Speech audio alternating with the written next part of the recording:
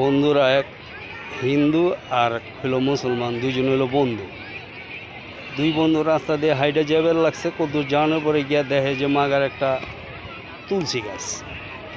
তো হিন্দুটা গিয়া তুলসী গাছটারে মাগার পূজা মুজা কইরা কইতাছে যে এইটা হইলো আমগো ভগবান।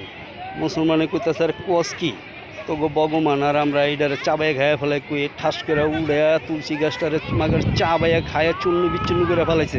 হিন্দু গাইতে এটা করলি কি মাগার আমগো ভগবানটা তুই খাইয়া ফেলাইলি।